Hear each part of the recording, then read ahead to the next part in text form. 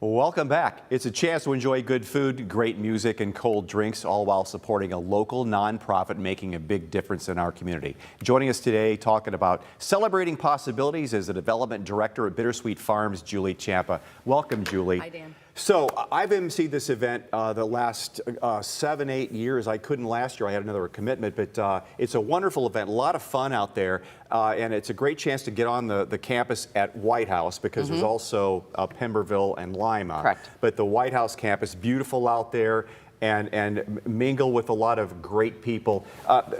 It's with the autism community. Talk about the different services, what Bittersweet does locally. So Bittersweet Farms supports adults and adolescents who have autism, and we support them through the variety of programming at all 3 locations. This event, of course, is at our White House location. So we have about 50 men and women that live on campus, and then we have about 65 men and women that come in for day program, and that's where they actually work on the farm from 9 a.m. to roughly 3 p.m. Yeah, so if you're a parent, you've got a child on the spectrum, you can bring them out there, an adult child, and bring them out there, and they can spend the day doing a lot of fun. I've seen the crafts. There's a garden out there, a lot of neat things. In some, they even are able to raise some revenue doing that.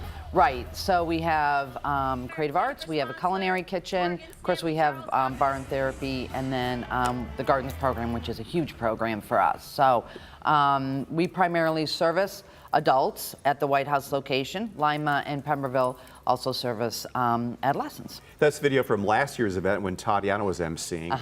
It's just hopefully a beautiful day just like that out there. But there's, okay, talk about what we have. Okay. Food is from Grumpy's Deli. Yep. Their food truck. Yep. Smash Dog's food truck. Saucy Slamwich. And the Stubborn Brother Pizza Bar. Right. And of course, they'll have beer and wine out there, and just a big festival out on the Bittersweet campus. It is. And live entertainment from Distant Cousins. Distant Cousins. Yes. That's great. Well done on that. Yeah, so we are really looking forward to it. The funds we raise, this is our primary fundraiser for Bittersweet, so the funds we raise actually go back to support all the programming that we're able to offer to our participants. So it's critical right now, more than ever, obviously, to raise the funding that we need to keep our programming going. And a lot of people come out to this event. There are tickets available to this. They want tickets? Yes, tickets are available. Go to bittersweetfarms.org or hit us up on social, Facebook, Instagram, LinkedIn, or give us a call and we will help you out. So tickets are available right now, $60 a piece, and that includes 2 drinks and a ticket to any of the food trucks. Julie, Bittersweet has been going now 42 years? Yeah. Boy, that's amazing. Yeah, we opened in 1983.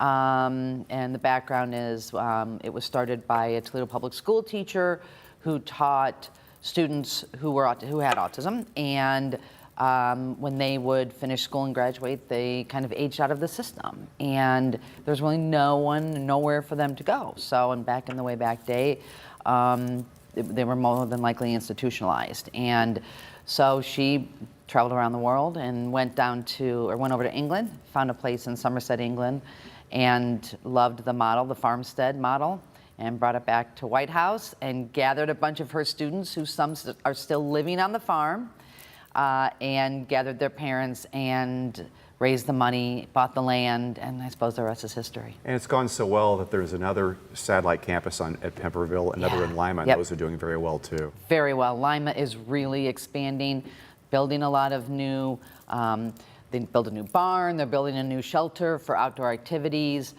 So Lima's doing very well, and then we're growing our Pemberville program, which is primarily for teaching those adolescents that really can't adjust too well into normal high school. So we are really more focused on the education arm in Pemberville.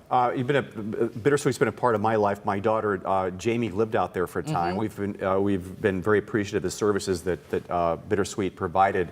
Marcy Captor actually helped get the funding for the facility out there, that cluster of buildings out there. That's been around maybe 15 years, 12, 15 years, but it's probably 100% occupied, very beautifully done. Yes, we are 100% occupied with a waiting list, right?